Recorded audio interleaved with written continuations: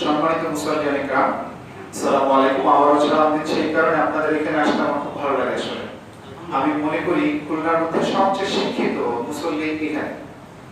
তো গতকালকে এসার সময় প্রিন্সিপাল হুজুর আমাকে, আমার আজকে অন্য একটা মসজিদে যাওয়ার কথা ছিল, কাশিমাবাদ যাওয়ার মসজিদ। তো হুজুর হঠাৎ করে আমাকে বললেন যে আমার ওখানে তোমার যেতে হবে। আমরা হুজুর আরেক জায়গায় তো কথা দিচ্ছি, বলছে উস্তাদের আদেশ আগে এখানে যাও।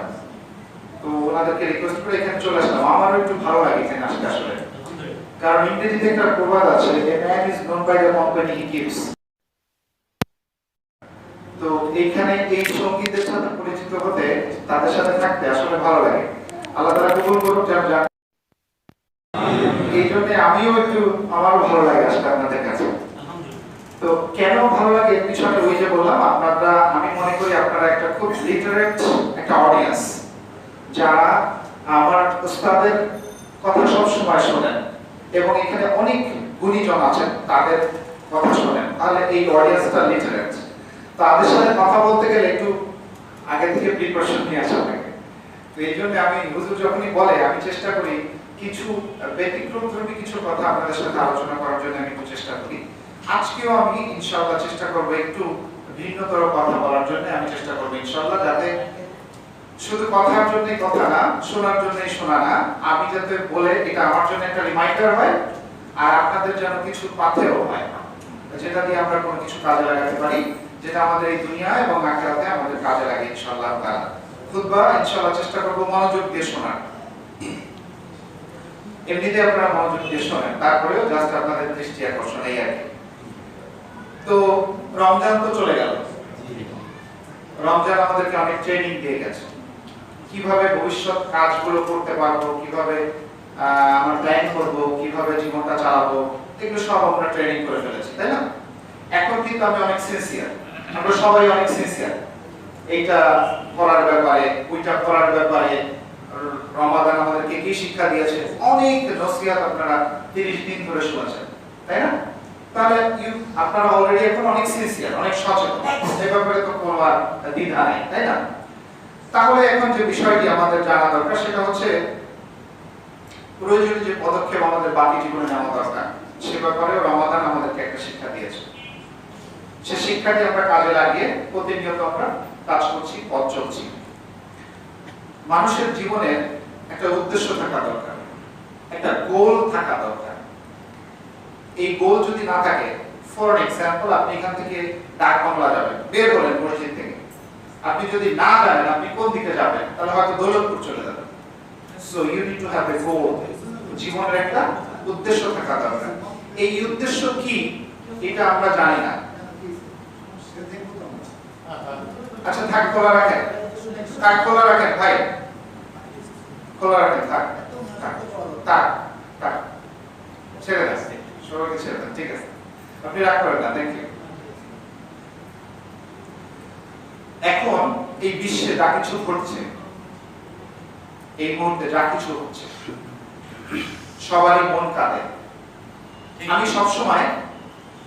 সবসময় ব্যক্তিগত আলোচনা করি, কারণ ইসলাম প্রথমে হচ্ছে ব্যক্তি, তারপরে হচ্ছে জাতি, তারপরে হচ্ছে সর্ববৃহৎ একটা উম্মাহ।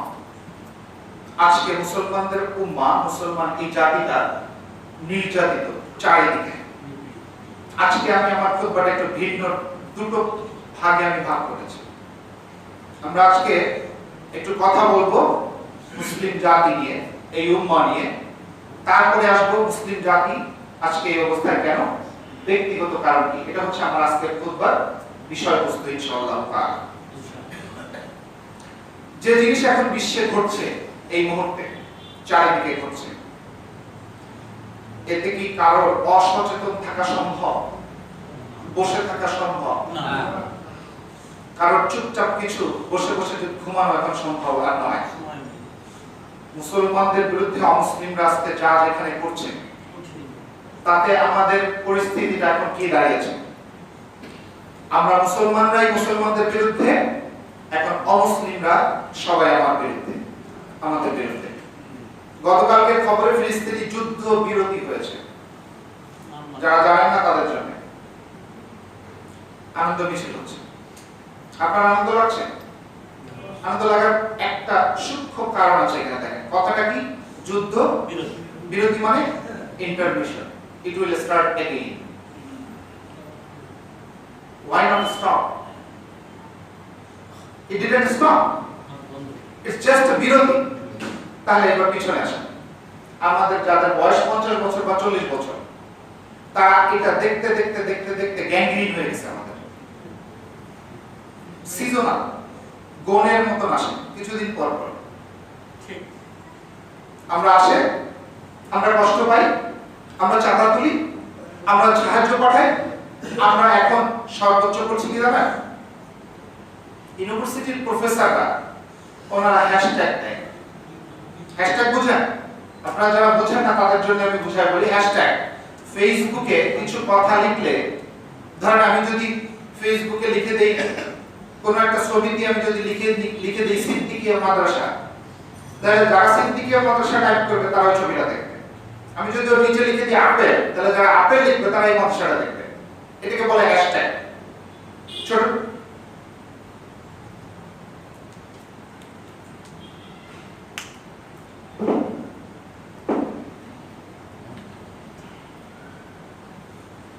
ইউনিভার্সিটির প্রফেসররা তারাও বলে যে হ্যাশট্যাগ দিতে। ভাই হ্যাশট্যাগ দিয়ে কি হবে? হ্যাশট্যাগ দিয়ে কি হবে? বাবা মারা যায়, ফেসবুকে বলে যে আল্লাহ বাবাকে ভেস্তে নসিব করো। কাম অন ম্যান, ফেসবুকের পিছনে আল্লাহ বসে আছেন? ফেসবুক একটা উপকরণ মাত্র। সবাই ফেসবুকে লিখে দেয় যে আল্লাহ জান্নাত নসিব করো। আহা, আল্লাহর নবী কি এটা শিখে গেছেন? দুরাকাত নফল নামাজ পড়তে গিয়ে দেখেন তা তাশাহুদ করতে পারে না, দোয়া কুনুত করতে পারে না, ফেসবুকে দোয়া করে। What is this? হ্যাশট্যাগ করছি আমরা প্রতিনিয়ত, বাট আমরা রুট কজ, আসল কারণ খুঁজে বেড়াচ্ছি না যে কেন এই ধরনের পরিস্থিতি মুসলমানদের আজকে হয়েছে। ওয়াই মুসলমানরা আজকে এই অবস্থায় কেন? আসলে আমাদের তো কিছু করার নেই। দোয়া করা ছাড়া আমাদের কি বা করার আছে? আমরা কিছুদিন পর পর দোয়া করা শুরু করি, বিভিন্ন মানুষের কাছে চাঁদা তুলি, তারপরে আমরা ওদের জন্য সাহায্য পাঠাই। এই সাহায্যগুলো তারা পায়, কিছুদিন বিরতি থাকে, আবার এটা শুরু হয়। এভাবে আজ অর্ধ শতক ধরে এই জিনিস চলছে। এর কি কোনো শেষ নাই?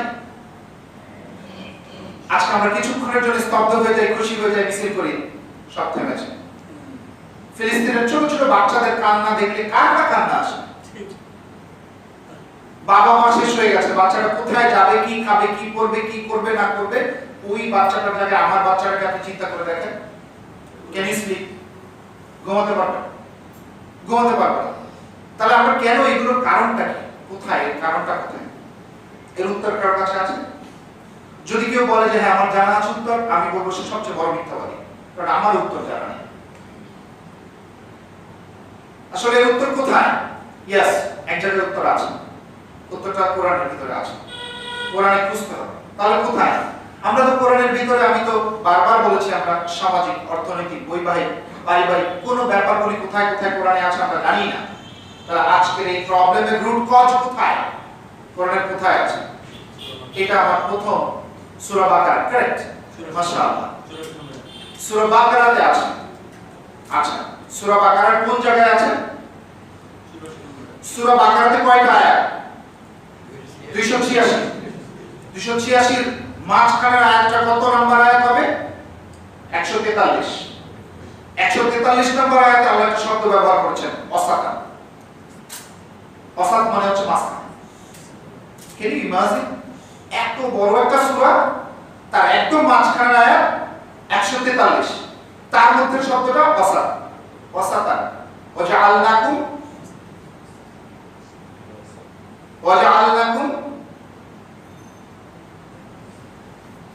وكذلك جعلناكم أمة وسطا كذلك جعلناكم أمة وسطا।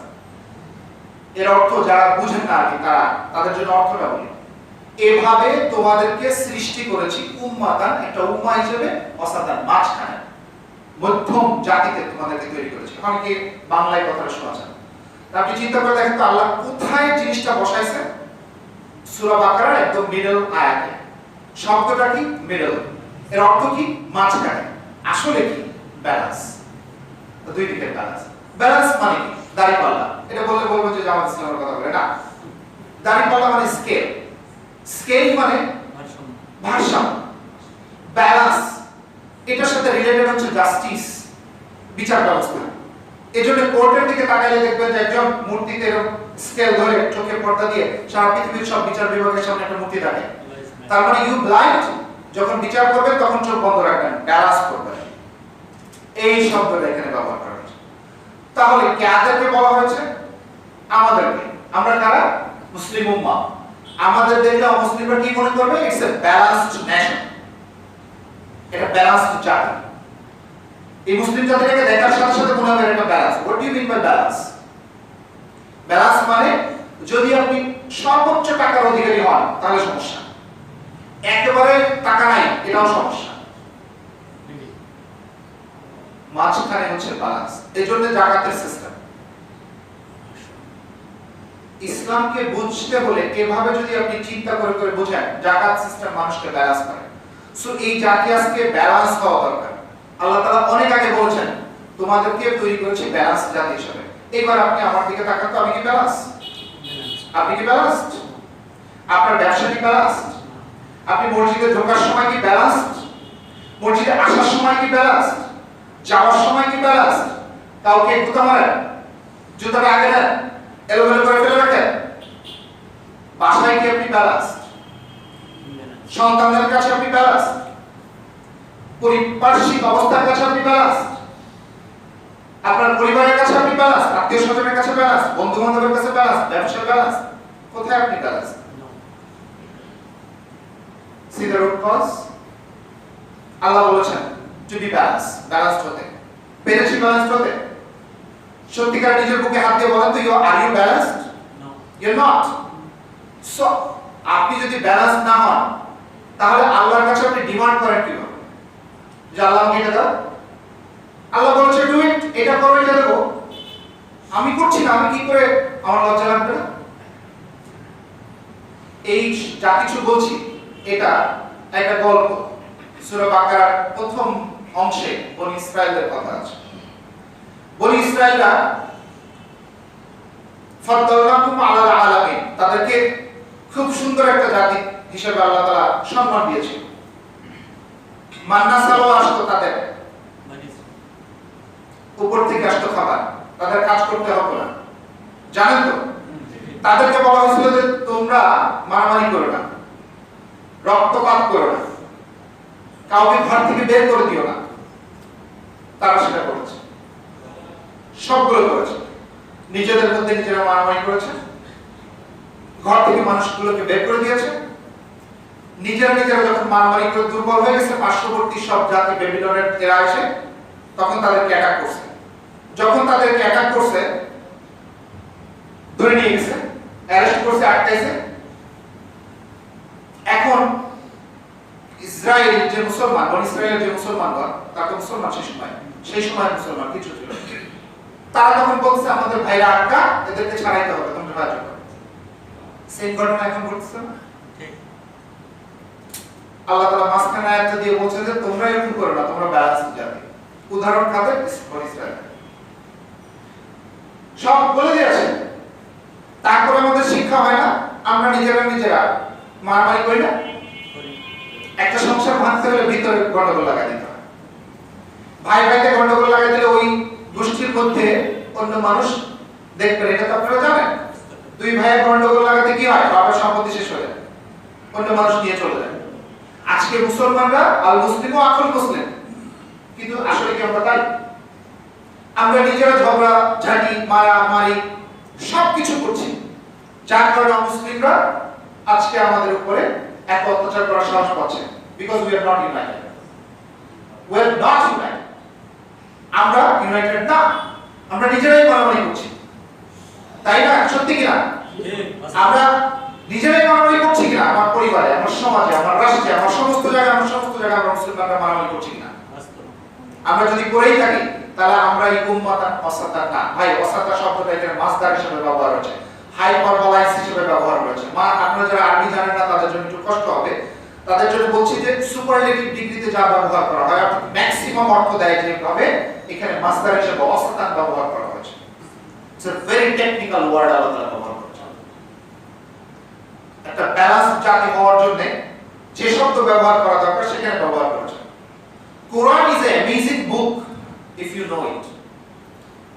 অদ্ভুত সুন্দর একটা বই, এর মধ্যে কি আছে আপনি না বুঝলে বুঝবেন না। শুধু আমরা কোরআন পড়ি, হুজুররা পড়ে আমরা শুনি, but you are not understanding the basic of the কোরআন।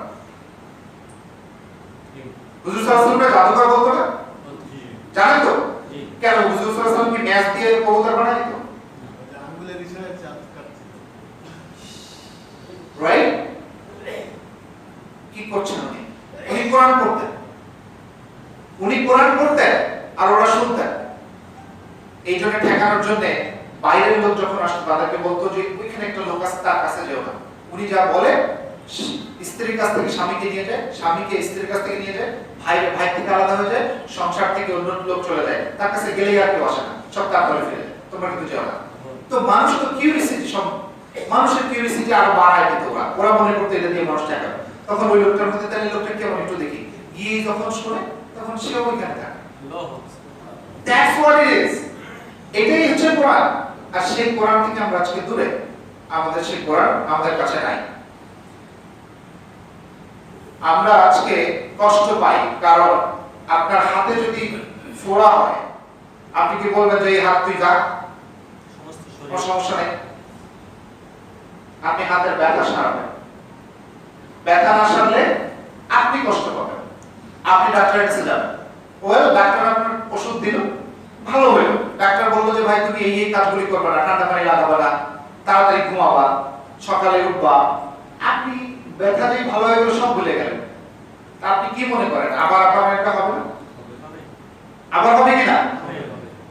এই বছর হইল, আগামী বছর হইল, তারপরে হইল, তারপরে কি এটা গ্যাংগ্রিন হবে না? আজ শত শত বছর ফিলিস্তিনিদের উপরে একই ঘটনা ঘটতেছে। উইঘুরের মুসলমানের উপরে যখন অত্যাচার হয়েছে আমরা কেঁদেছি, কারণ আমরা উম্মাতা, আমরা একটা উম্মা।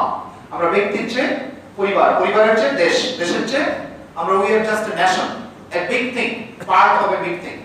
আমরা একটা উম্মার অংশ, প্রত্যেকটা মানুষ এই মুসলিম উম্মার অংশ। আমরা আমাদের এক জায়গায় খোঁচা লাগলে ব্যথা লাগে।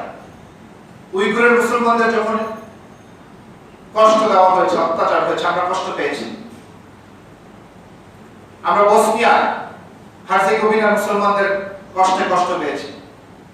আমরা মিছিল করেছি, আমরা তাদের সাহায্য করেছি, ঠান্ডা হয়ে গেছে। আমরা আফগানিস্তানের মুসলমানদের জন্য কষ্ট পাই, আমরা ইয়েমেনের মুসলমানদের জন্য কষ্ট পাই। আমরা শ্রীলঙ্কায় যখন বৌদ্ধরা মুসলমানদের হত্যা করে তখন আমরা কাঁদি।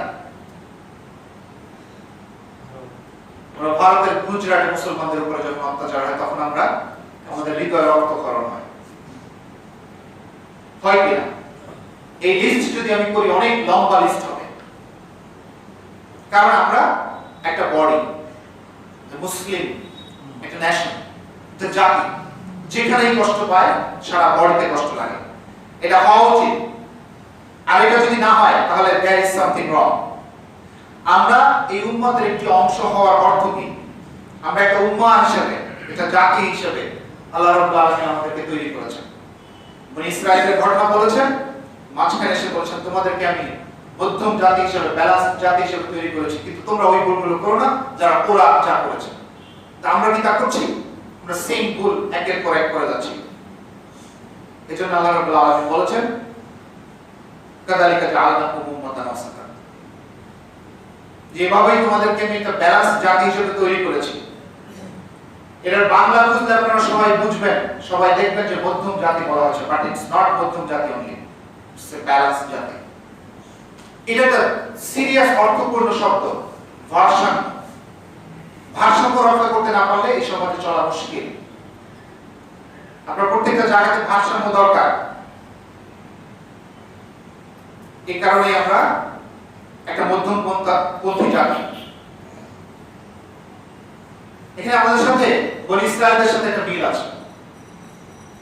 বনি ইসরায়েলকে একটা বই দেওয়া হয়েছিল, শত শত বছর তাদের কাছে ছিল, কিন্তু তারা মানেনি। বই পড়েছে, তারা মানেনি, তারা আল্লাহর বিরুদ্ধে কাজ করেছে। তাদের অবস্থা আজকে নিশ্চিন্ন হয়ে গেছে। আজকে 2021 সাল, শত শত বছর আগে আমাদের যে বইটি আল্লাহ রাব্বুল আলামিন কোরআনুল কারীম আমাদেরকে দিয়েছেন, শত শত বছর হয়ে গেছে, আজও পর্যন্ত আমরা বইটি কোথায় কি আছে জানি না, এবং আল্লাহ যার নির্দেশটা আমরা পালন করছি না, করছি না, বুঝতেও পারছি না। একজনকে বলছে, ভাই তুমি সবচেয়ে বেশি জানো এই জায়গায়, বলছে না তা তো হতে পারে না, তুমি সবচেয়ে বেশি জানতা মানুষ। বলছে ও হইতে পারে, আমি যে জানি না এটা তো বুঝি, আর সবাই যে জানে না এটাও তারা বোঝে। প্রবলেম হচ্ছে আমরা মুসলিম জাতি হিসেবে আজকে আমাদের এত প্রেশিয়াস জিনিস, এত ভ্যালুয়েবল জিনিস কোরআনুল কারীম, আমরা এটা জানি না ভাই। সবাই মনে করে কি নামাজ পড়তেছি বেহেশত কিনে ফেলতেছি, হুজুর পড়তেছে আমি শুনতেছি, বাস আমার জন্য একটা রিজার্ভ হয়ে যাচ্ছে বেহেশত। No, it's not.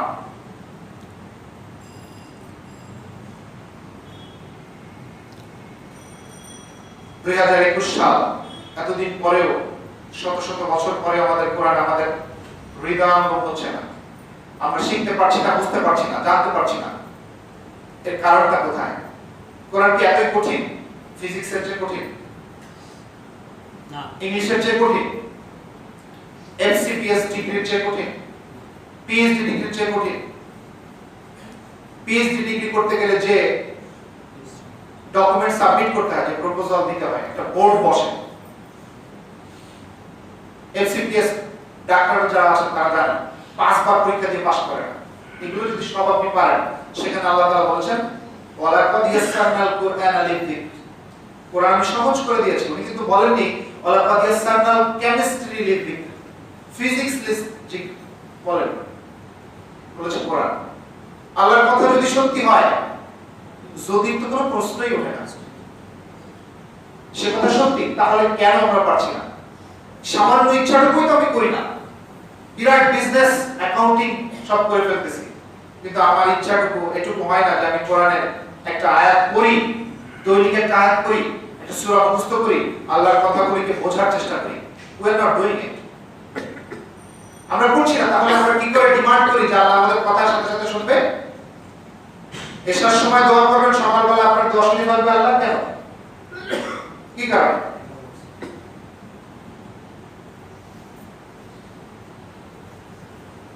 সব আল্লাহ দায় লিখছে, বানাইছে আমাকে, সেই দায় লিখছে। তার কথা আমি একটা শুনবো না, কিন্তু সে আমার কথা সব শুনতে হবে, কারণ আমি 2 রাকাত নামাজ পড়ছি। It's not, brother, it's not. It's something else. আপনি নামাজ পড়তেছেন, it's good for you, but you cannot demand for it. আপনি কিছু এর জন্য চাইতে পারেন না যে আমি নামাজ পড়ছি এই জন্য দাও। আপনার জান্নাত যদি কপালে জোটে, এটা মার্সি অফ আল্লাহ, আল্লাহর দয়া। দয়া না হওয়া পর্যন্ত কেউ জান্নাতে যেতে পারবে না, কেউ জান্নাত আর্ন করবে না। You earn money, you earn asset, you never earn Jannah, never. It's not বিনিময় যে আমি কোরআন পড়েছি, নামাজ পড়েছি, রোজা রেখেছি, I'll earn the Jannah. No, you cannot. It's a mercy of Allah. যদি আল্লাহর দয়া হয়, you will get it. Otherwise, you won't get it. You never get it. এজন্য আরো কিছু করতে হবে। বনি ইসরায়েলের মধ্যে মুনাফিক ছিল, এই মুনাফিকরা নিজেদের মধ্যে গন্ডগোল লাগাইছে। গন্ডগোল লাগানোর কারণে বাইরের লোক এসে তাদেরকে অ্যারেস্ট করে নিয়ে গেছে। আজকে আমাদের মধ্যে মুনাফিক নাই? ইহুদিদের দালাল আমাদের ভিতরে আছে, ইহুদিদের গুপ্তচর আমাদের ভিতরে আছে। আমেরিকাতে আমাদের মসজিদে এফবিআই এর এজেন্ট থাকে। আমি যে মসজিদে আমেরিকাতে খুতবা দেই, NMCC, north Austin Muslim community centre, কিছু কিছু মুসলমান আছে, এটাকে বলে শপলিফটিং। শপলিফটিং মানে হচ্ছে দোকানে যে চুরি করে অনেকে। আমি একটা কালো ছেলেকে চিন্তা ও 24 বার চলে গেছে, ও খুব প্রাউড ফিল করে 24 বার গেছি আমি বের হয়ে আসছি, ওর প্রফেশন হয়ে গেছে, ওটা ভালো মনে করে। ও করে কি, এই যে ওয়ালমার্ট আছে, বিভিন্ন জেসিপি নিয়ে আছে বড় বড়, ওখানে তো কোনো মানুষ নাই, সব আপনি জিনিসপত্র নেবেন, কার্ড পাঞ্চ করে নিয়ে চলে যাবেন, সামনে একটা স্ক্যানার আছে, ওখান থেকে বের হয়ে প্রত্যেকটা জিনিসের সাথে ছোট ছোট স্ক্যানিং ডিভাইস লাগানো আছে। তো কিছু কিছুতে থাকে না, চকলেটের মধ্যে কয়টা স্কেল লাগাবে, চকলেটে লাভ কত, ওর মধ্যে এটা লাগায় পোষায়, তো চকলেট টকলেট নিয়ে চলে যায়। কোনো সময় যদি সিকিউরিটি দেখে ফেলে, ধরে ফেলে বা স্ক্যানারে ধরা পড়ে, তাহলে পপ পপ পপ করে শব্দ হয়, ও ধরে নিয়ে যায়, ও কিছুদিন জেল কেটে আবার চলে আসে। এই শপ লিফটিং কিছু যদি কেউ করে, তাহলে তাকে একটা মাইনর পানিশমেন্ট দিয়ে ছেড়ে দেয়। তো এরা চোখে পড়ে এফবিআই এর, তখন এরা যেহেতু লোভী, এদের কাছে লোভ দেয় যে তোরে মাসে এত টাকা দিব, বা এই করবো সে করবো, তুই মসজিদের ভিতরের খবরগুলো আমাদের দিবি।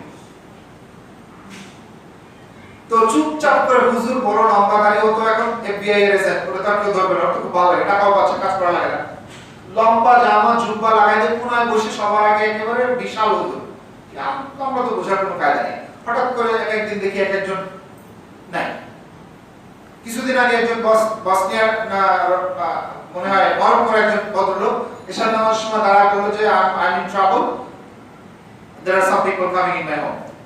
3 দিন পর তার কোনো খবরই নেই, আজ পর্যন্ত আর দেখলাম না তাকে। কিছুদিন পর পর আমাদের মসজিদের সামনে কিছু ফ্যামিলি মহিলা বাচ্চা এরা বিকার করা শুরু করে আমেরিকার মতো জায়গায়। ওই লোকটাকে ধরে নিয়ে গেছে, তার ওয়াইফ তো কথা বলতে পারে না, ইংলিশ জানে না, কাজ করে না, কি করবে সে? এটা কি ওরা করাইছে? ওরা করাইছে, আপনি করলেন কেন? আপনি তো মুনাফিক। এই ওই জায়গার কথা বললাম, আপনি কি মনে করেন এগুলো বাংলাদেশে নাই? আপনি কি মনে করেন আপনাদের ভিতরে, আমাদের ভিতরে ডিসিএফআই এলিমেন্ট নাই? কেন এগুলো করতে হবে? How many days you are gonna be in this দুনিয়া? কতদিন থাকবেন দুনিয়াতে?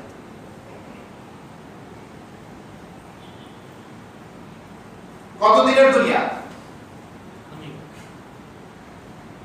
মৃত্যু ডালভাত হয়ে গেছে, সকাল দুপুর বিকাল সন্ধ্যার সময় সব মারা যাচ্ছে, এরপরও মৃত্যুর কথা স্মরণ হয় না। একটু মনে হয় না যে জায়গাটা অস্থায়ী?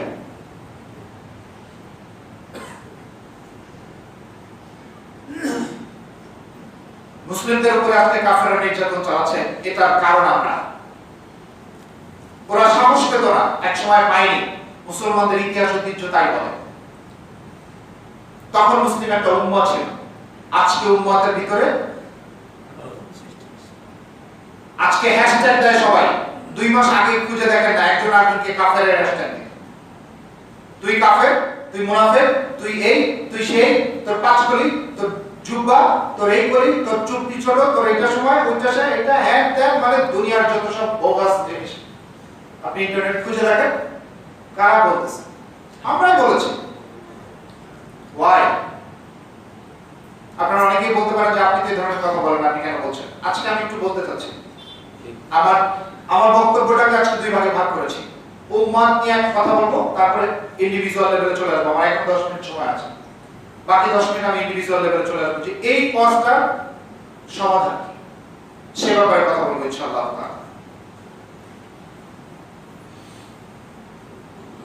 আজকে আমরা কঠিন সময় পার করছি ভাই। আল্লাহ রাব্বুল আলামিন জাতির জন্য একটা ফর্মুলা দিয়েছেন, এই ফর্মুলা ইন্ডিভিজুয়াল ফর্মুলার চেয়ে আলাদা। একটা ছোট বীজ মাটিতে পুঁতবেন, পানি দেবেন, রোদ পাবে, আলো পাবে, গাছটা বড় হবে। That's a process, it's a সুন্নাহ অফ আল্লাহ, ইটস এ প্রসেস অফ আল্লাহ, আল্লাহর প্রসেস। পানি দিবেন না, গাছটা বাড়বে না, আলো পাবে না, গাছটা বাড়বে না, it's a process of Allah. না দিলে মরে যাবে, that's a process of Allah too, ওটা আল্লাহর প্রসেস, পানি না দিলে মরে যাওয়া।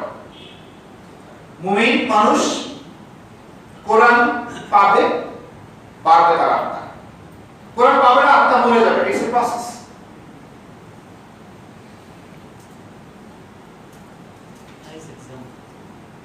এই প্রসেসগুলো আমরা দেখি না, এগুলো আমরা ফলো করি না।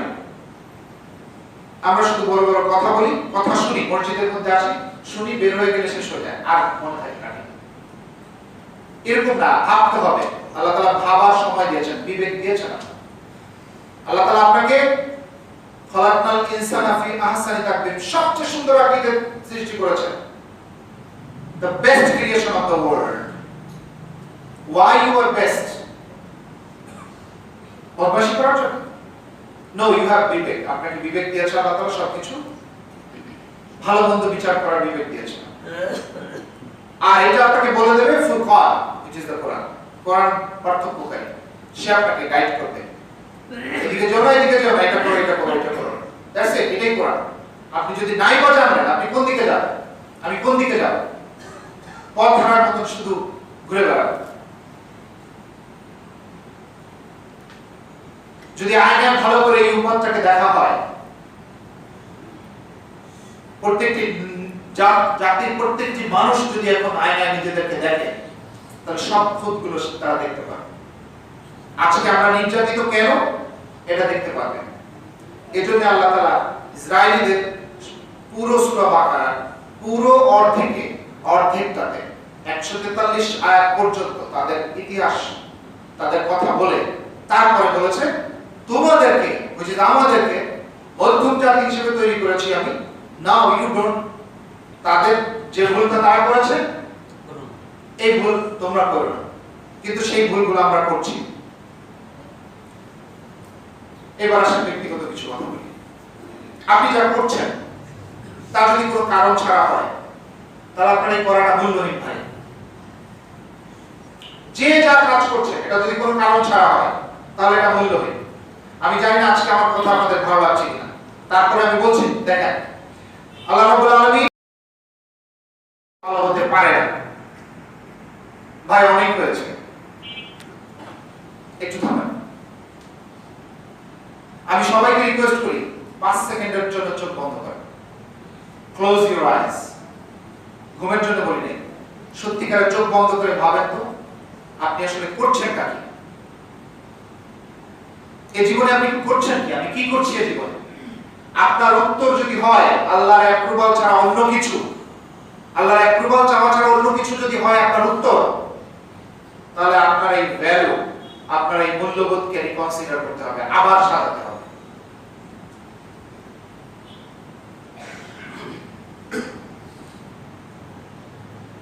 প্রত্যেকটা মুসলিম নরনারীর একটা গোল থাকা উচিত, যে গোল মানুষকে খারাপ কাজ থেকে, মূল্যহীন কাজ থেকে, সব জায়গা থেকে আলাদা করে রাখবে, খারাপ জিনিস থেকে সেপারেট করে রাখবে। এই গোলটা প্রত্যেকটা মানুষের এই আলটিমেট একটা গোল থাকা উচিত। এই গোলটা যার নাই সে খারাপ কাজের মধ্যে যাবে। আর এই গোলটা কি? আল্লাহর সন্তুষ্টি অর্জন, শুধুমাত্র আল্লাহর সন্তুষ্টি অর্জন। এই গোলটা আপনার দুনিয়ায় যতগুলো গোল আছে সব গোলগুলিকে এই গোলের জুরিডিকশনের মধ্যে নিয়ে আসবে, এই গোলের আওতার মধ্যে নিয়ে আসবে। মানুষের সাময়িক কিছু গোল থাকতেই পারে, আপনার নৈতিকতা, আপনার মোরাল, আপনার ভ্যালু, এই দুটোকে যদি অ্যাডজাস্ট করে বডি, সোল এন্ড মাইন্ড, দেহ, আত্মা এবং মনকে একত্র করে যদি আপনি এটাকে অ্যাডজাস্ট করতে না পারেন, তাহলে মনে রাখবেন এই গোলে পৌঁছানো সম্ভব নয়।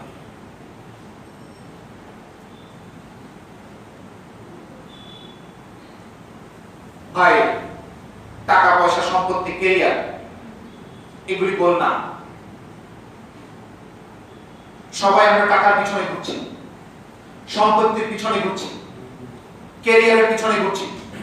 আমার সন্তানকে আমরা বলি বি এস্টাবলিশড, বিয়ের সময় হয়ে গেছে, বিয়ে দেই না, বলি যে আগে এস্টাবলিশড হও। হোয়াট ডাজ ইট মিন? আমরা কি গোল সেট করে দিই তাদের সামনে? এগুলো গোল না ভাই, এগুলো আসল গোল না। সমস্ত মানুষের আসল গোল হওয়া উচিত আল্লাহর খুশি অর্জন করা, এটাই হচ্ছে মেইন গোল। আর বাকি যে গোলগুলি, মিডিয়াম যে গোলগুলি আছে যা বললাম, এগুলি সাময়িক। এগুলি সাময়িক goal, but it should lead to the final objectives. এই ফাইনাল অবজেক্টিভস এর দিকে এই গোলগুলি আপনাকে নিয়ে যাবে। এগুলো হচ্ছে পথেও। এই আসল গোলে যাওয়ার জন্য কিছু উপকরণ মাত্র, এটা দিয়ে ওইখানে যাওয়া যাবে। এগুলো হতে পারে আপনার পড়াশোনা, হতে পারে আপনার চাকরি, এগুলো হতে পারে আপনার কর্তব্য, স্ত্রীর প্রতি কর্তব্য, সন্তানের প্রতি কর্তব্য, বাবা মার প্রতি কর্তব্য। কিন্তু এই গোলগুলি আপনাকে নিয়ে যাবে মেইন গোলের দিকে। সব সময় এটা মনে রাখতে হবে যে মাঝের যে গোলগুলি আমাদের রয়েছে এগুলি শুধুমাত্র সহায়ক হচ্ছে মেইন গোলে যাওয়ার জন্য। আর মেইন গোলটা হচ্ছে আসল উদ্দেশ্য, সেই উদ্দেশ্য যে উদ্দেশ্যে আমাদেরকে সৃষ্টি করা হয়েছে। আল্লাহ রাব্বুল আলামিন আমাদেরকে সৃষ্টি করেছেন একটা গোল নিয়ে, একটা উদ্দেশ্য নিয়ে। একটা মানুষের প্রতিটি সেকেন্ড, প্রতিটি মুহূর্ত গোছানো, প্ল্যান থাকা দরকার। আপনার প্রত্যেকটা মুহূর্ত যদি প্ল্যান না থাকে, ইউ আর লস। একটা যুদ্ধক্ষেত্রে প্রত্যেকটা সৈন্যবাহিনী কোথায় কে দাঁড়াবে, কি করবে। আপনারা ফুটবল খেলেন অনেকেই, প্রত্যেকটা 90 মিনিটের প্রত্যেকটা সেকেন্ড জানা থাকে কে কোথায় দাঁড়াবে। ইনস্ট্যান্টলি ডিসিশন হয়। প্রত্যেকটা সৈন্যবাহিনী একটা যুদ্ধক্ষেত্রে, আমরা সবাই যুদ্ধক্ষেত্রে আছি। আমাদের জানা দরকার প্রতিটা সেকেন্ড আমরা কি করবো না করবো। আমি যদি না জানি আমি বিকেলে কি করবো, কালকে কি করবো, তাহলে that's a problem. It's a big problem. আল্লাহ রাব্বুল আলামিন সূরা দারিয়াতের 56 আয়াতে বলেন, ওমা খালাকতুল জিন্না ওয়াল ইনসা ইল্লা লিয়াবুদুন। এটি হচ্ছে মেইন গোল। এটা হচ্ছে মেইন গোল। যা কিছু আমি বলেছি তার মেইন গোল হচ্ছে এটা। অর্থ কি? অনেকে যারা জানেন না তাদের জন্য অর্থ বলছি যে আমি জিন এবং ইনসানকে সৃষ্টি করেছি শুধুমাত্র ইবাদত করার জন্য। That's it. That is the main গোল। এছাড়া আর কোনো গোল আপনার হতে পারে না। সুতরাং বুঝতেই পারছেন, জুমার নামাজে আসা, লাইলাতুল কদরে সারা রাত জেগে থাকা, আর রোজা রাখা, দিস ইজ নট অনলি ইবাদত। এটা একমাত্র ইবাদত না। অনেকেই মনে করে জুমার নামাজে যাচ্ছি, রোজা রেখেছি, লাইলাতুল কদরে সারা রাত জেগেছি, দ্যাটস ইট, আমার হয়ে গেছে, I am done. No, this is not the only ইবাদত। একটা মুমিনের জীবনে প্রতিটি কাজ হলো একটা ইবাদত। একজন মুমিন সে যার প্রত্যেকটা কাজ ইবাদত হিসেবে গণ্য হয়। আপনার প্রতিদিন সকাল থেকে সন্ধ্যা পর্যন্ত আপনার কাজ কি ইবাদত হিসেবে গণ্য হয়? Can you? আপনি নিজে বলতে পারেন? যদি না বলতে পারেন, there is something wrong, তাহলে সেখানে কিছু প্রবলেম। এটা আমাদের ইন্টেনশন হওয়া উচিত, এটা আমাদের নিয়ত হওয়া উচিত। ইন্নামাল আমালু বিন্নিয়াত। নিয়ত যদি এটা না হয় তাহলে সামথিং রং, তাহলে প্রবলেম, তাহলে সমস্যা। এই পরিষ্কার চিত্রটা আপনাদের মনে রাখা দরকার, আমাদের সবার মনে রাখা দরকার। Short term goal, short term always compatible for the ultimate purpose of our creation. আসল গোলে যত ফোকাস করবেন জীবনের সমস্যাগুলো তত কমে যাবে। ইমাম গাজ্জালি একটা কথা বলেছেন, তুমি যদি জীবনে শান্তি এবং স্যাটিসফ্যাকশন চাও, নিজেকে একজন মুসাফির মনে করো। এই দুনিয়াতে তুমি একজন মুসাফির হিসেবে নিজেকে মনে করো। আপনি যদি দুনিয়াতে সত্যি সত্যি মুসাফির হন, আপনার সমস্যা কমে যাবে। মুসাফিরের লাগেজ কম। হজে যাওয়ার সময় যার যত সামানা কম হয়, ঝামেলা তার তত কম হয়। যারা হজে গিয়েছেন জানেন, বিরাট বস্তা নিয়ে যাবেন, হাঁটতে পারবেন, সবার পিছনে পড়বেন। এই দুনিয়াকে যদি আপনি ট্রাভেলের জায়গা মনে করেন, তাহলে ইউ আর ট্রাভেলার, আপনি একজন মুসাফির। আপনার সামানা কম হওয়া দরকার। এত সম্পত্তি দিয়ে কি হবে ভাই? এত গাড়ি, এত সম্পত্তি, এত টাকা কি করবেন? কি করে বোঝা বোঝা নিয়ে আপনি হাঁটতে পারবেন?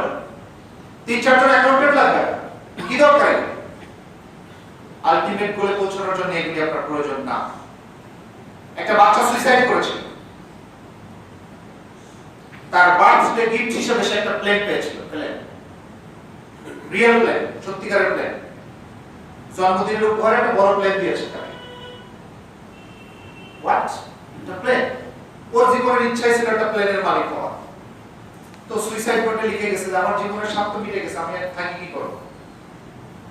তার বাবা মা তাকে শিখাইছে to have a plan is the main goal of your life. জীবনে একটা প্লেন পাওয়া, প্লেনের মালিক হওয়াটাই ছিল তার জীবনের গোল। হয়ে গেছে, থাকার দরকার নেই। তাহলে এখন বুঝতে পারছেন যে আমরা আমাদের সন্তানদেরকে আমরা কি শিখাই, কি গোল শিখাই। কিন্তু আপনি যদি ওই বড় গোলটাকে সামনে এনে দেন টু স্যাটিসফাই আল্লাহ, এই গোল শেষ হবে না, তাহলে আত্মহত্যার কোনো সুযোগ হবে না। আমাদের সবার মেইন গোল হওয়া উচিত টু স্যাটিসফাই আল্লাহ, আল্লাহকে খুশি করা। আপনি আল্লাহকে খুশি করতে পারছেন? আমি পারছি।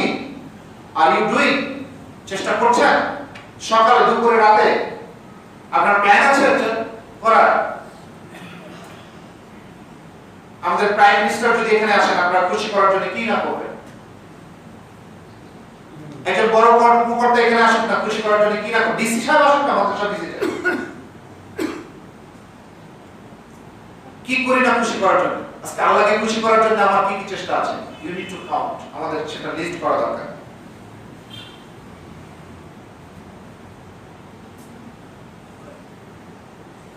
আপনার একটা সুন্দর ক্যারিয়ার হয়েছে, আপনার নিজের একটা ভালো চাকরি হয়েছে, ব্যবসা হয়েছে, সামাজিক একটা অবস্থান হয়েছে, সিকিউর ইনকাম আপনার হয়েছে, সমাজে একটা ভালো অবস্থান আপনার। কিন্তু আপনার সন্তান যখন বড় হয়ে আপনাকে ছেড়ে চলে যায়, আলাদা সংসার তৈরি করে, তখন আপনি আবার একা হয়ে যান।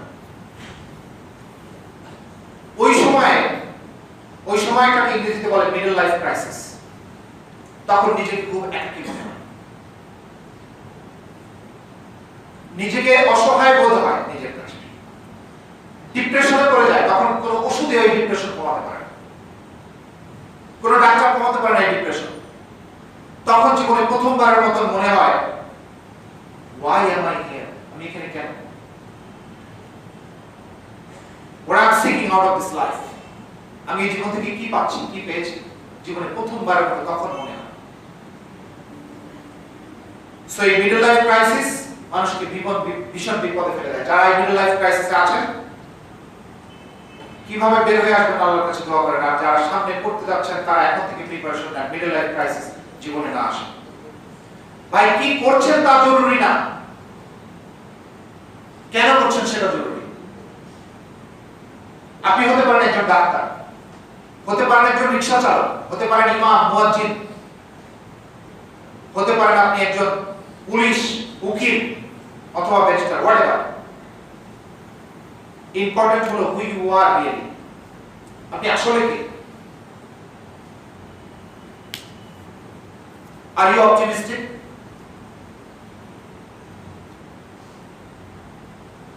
আপনি কি সেলফ কনফিডেন্ট?